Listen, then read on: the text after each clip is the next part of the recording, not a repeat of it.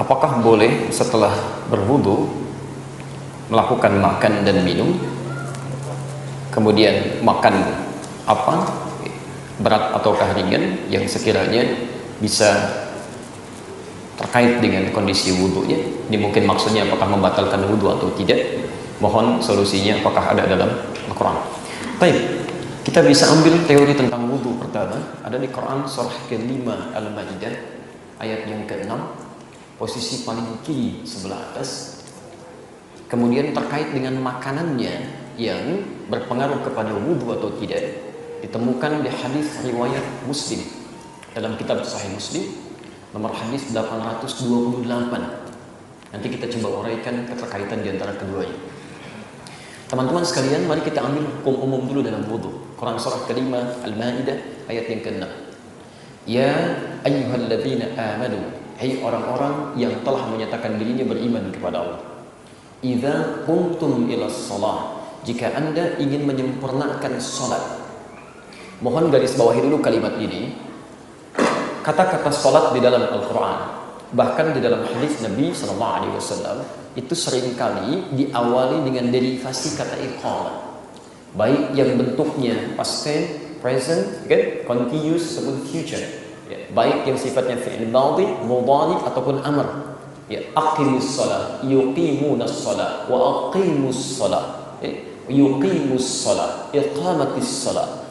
Nah, kata aqama yuqimu ini secara bahasa berarti sesuatu yang ditunaikan dengan sempurna. Ingat itu ya, sesuatu yang ditunaikan dengan sempurna. Jadi kalimat salat ketika diperintahkan oleh Allah yang bermakna ibadah itu seringkali diawali kalimat penegas yang mengingatkan kita untuk menunaikannya secara sempurna. Anda garis bawahi betul dalam kaidah ilmu tafsir, bahkan juga dalam hadis, atau bahkan secara teori bahasa yang dasar, setiap ada pesan yang ditegaskan kesempurnaannya, itu yang pertama menunjukkan bahwa pesan itu mengandung makna yang sangat penting. Ada rahasia besar di dalamnya yang harus kita raih, sehingga seakan-akan jangan sampai rahasia itu tidak diraih dan penekanan itu kemudian diletakkan pada kata kesempurnaannya. Kalau faidahnya, manfaatnya dari masalah yang ditampilkan atau informasi yang disampaikan tidak begitu penting, tentu kata sempurna ini tidak akan pernah dilekatkan pada kalimatnya. Standar aja. Ya. Ayo pergi ke sana. Tidak terlampau kemudian ditekankan kalimatnya. Pergi saja. Mungkin ada sesuatu yang berguna atau yang tidak. Tapi ketika ditekankan pada Anda, ingat ya, ini bekalnya sampai sana jam sekian, kemudian jangan mampir-mampir seperti ini gambarannya. Tunaikan dengan tepat ya. Berarti ada sesuatu yang sangat penting di dalamnya. Baik, karena itu kemudian saya pernah sampaikan dalam kajian yang berbeda bahwa sholat itu selalu diawali dengan penekanan sempurna karena menghadirkan 5 keutamaan di dalamnya yang dimintakan langsung oleh Al-Quran dan ditegaskan oleh Nabi. Setiap orang yang sholat mesti dapat meraihnya. Satu, secara cepat, orang yang sholatnya benar dijamin oleh Allah akan berdampak pada kebaikan perilakunya. Ada di Quran surah ke-29 ayat ke-45. Yang kedua, orang yang sholatnya benar akan menghadirkan ketenangan dalam jiwanya dalam menghadapi setiap persoalan hidup. Ada di Quran surah ke-20 ayat ke-14, ditafsir di Quran surah ke-13 ayat ke-28.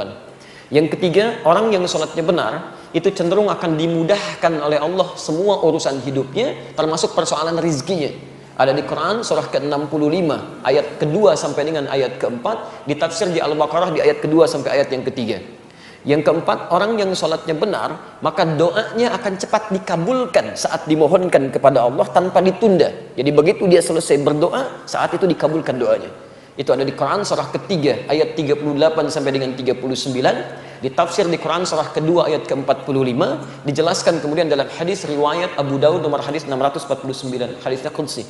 Dan yang terakhir, yang kelima, orang yang sholatnya benar itu dijamin langsung oleh Allah dalam Al-Quran akan diberikan kesuksesan dan kebahagiaan dalam hidupnya. Itu ada di Quran surah ke-23 ayat 1 sampai dengan ayat keduanya. Karena itulah kemudian Nabi menekankan betul, jika ada orang ingin menyempurnakan sholatnya dengan baik, maka perhatikan tahapan-tahapannya. Dalam Al-Quran disebutkan, satu, ternyata kesempurnaan sholat dimulai pertama kali bukan dalam takbir, tapi idza qumtum ilas shalah faghsilu wujuhakum. Jika Anda ingin menunaikan salat dengan sempurna, sempurnakan dulu wudunya. Ingat, dimulai dari wudu. Ya, mulai basuh wajah dengan sempurna.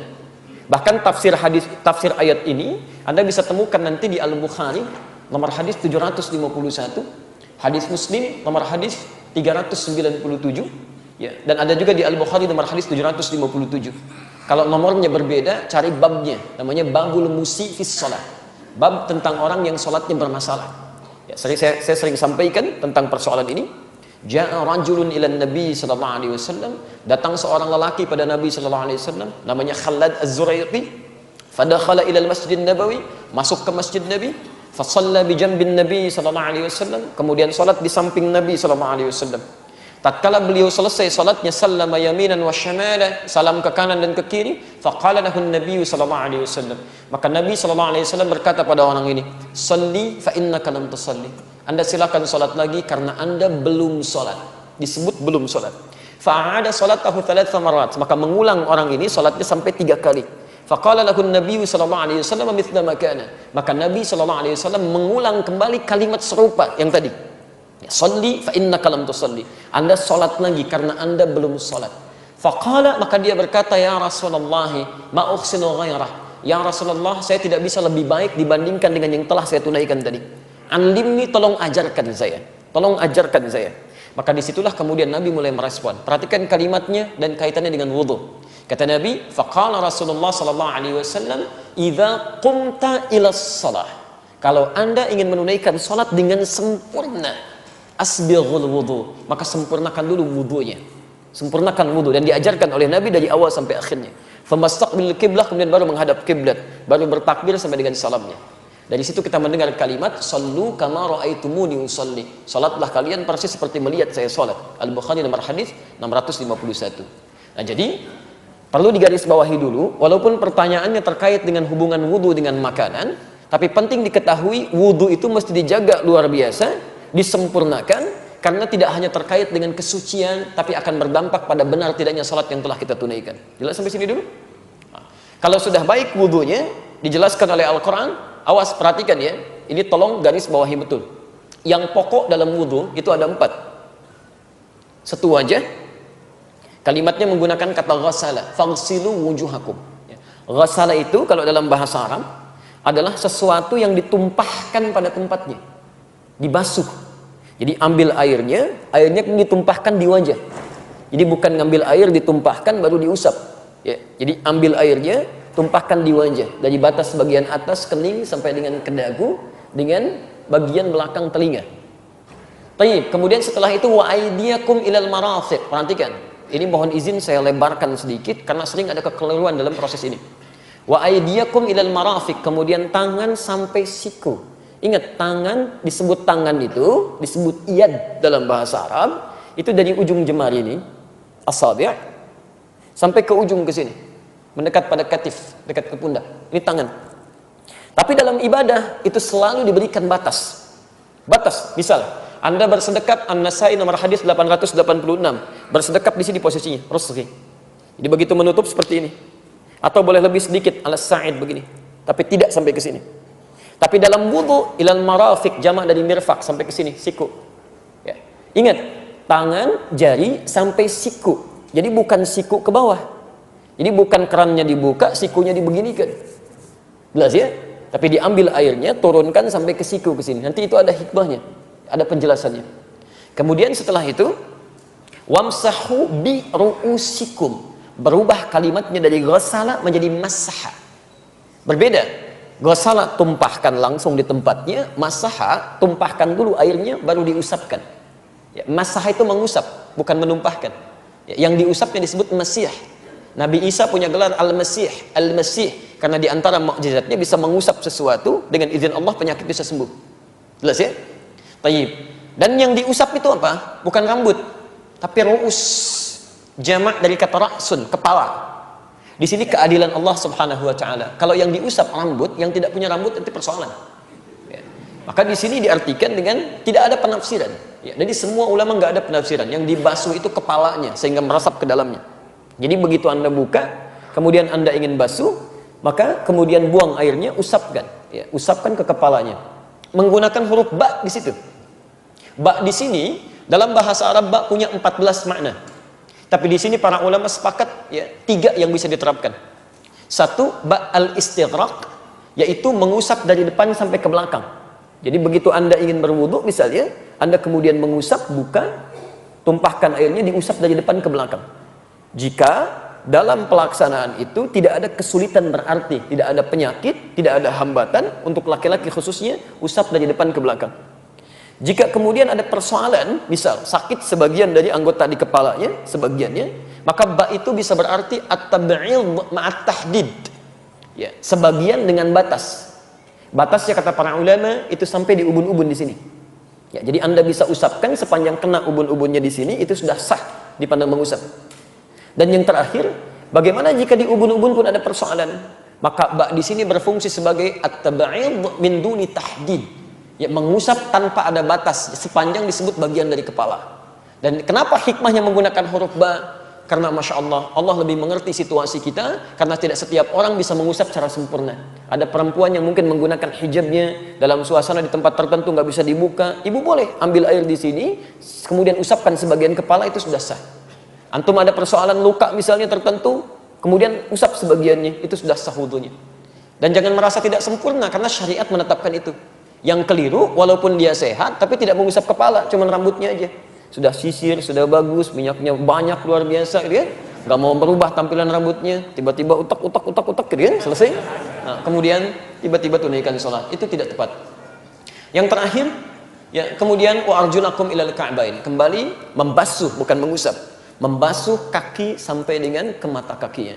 Itu yang pokok yang 4. Jadi selebihnya itu sunnah, dan sunnah itu berpahala dikerjakan. Ya, berpahala. Jadi kalau Anda sempurnakan dari mulai berniatnya, kumur-kumurnya, istinsyaknya, sampai telinga, sampai ke ujungnya, pahalanya lebih banyak di situ.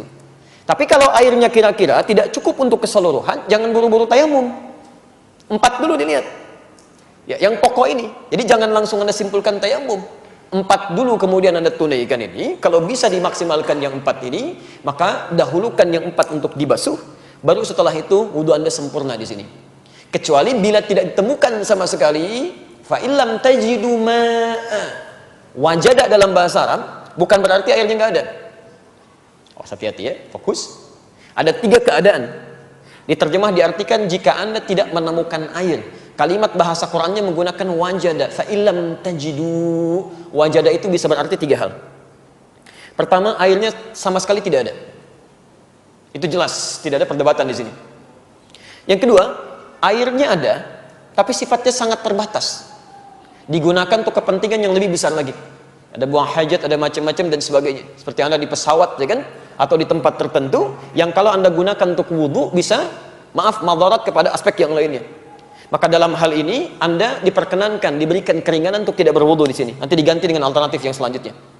Tayyib, yang ketiga, airnya ada. Dan berlimpah. Banyak, tidak ada masalah. Cuma Anda secara fisik tidak bisa menggunakan air itu.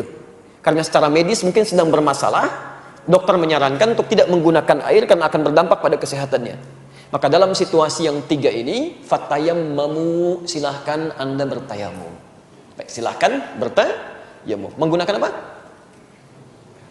Menggunakan? Baik, supaya tidak ngarang, kita kembalikan ke ayatnya. Oke?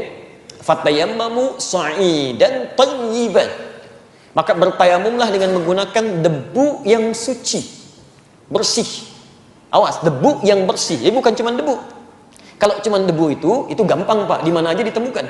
Masya Allah, saya ingin sempurna menunaikan tayamumnya. Debunya yang kelihatan langsung jelas. Knalpot ditempelin begini, ya. Kemudian dipakai, itu tidak thayyib. Debu itu bisa melekat dimanapun, tapi Anda harus cari tempat yang baik, itu yang digunakan untuk tayamum. Jelas di sini? Kalau sudah dipandang jelas, teman-teman sekalian, baru kita kaitkan. Kalau setelah wudhu ini kemudian saya makan, boleh nggak? Ini persoalannya. Apakah membatalkan atau tidak? Nah, sesuatu yang membatalkan wudhu tidak berhenti sampai sini. Ayatnya diteruskan. Jika Anda ingin pergi untuk buang hajat, misal, ya, mohon maaf, keluar dari ya tempat-tempat yang normal dianggap bermasalah, ya. Misal dari tempat-tempat keluarnya, apakah buang air kecil, buang air besar, keluar angin dan sebagainya, bahasa Qur'annya sopan sekali. Jika Anda pergi ke toilet, ke tempat untuk buang hajat, itu bisa menghadirkan segala jenisnya. Nah, itu pasti membatalkan wudhu.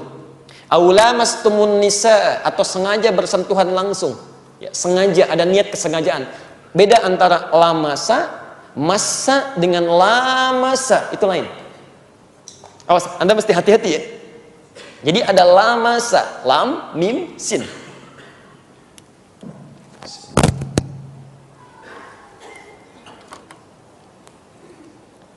Baik, tolong menyesuaikan sekiranya tidak terlihat, nanti coba digambarkan saja ya. Insya Allah saya tidak hapus. Pertama ada lamasa gini, lamasa. Ini. Kalimat kedua ada lamasa. Dan kalimat ketiga ada massa.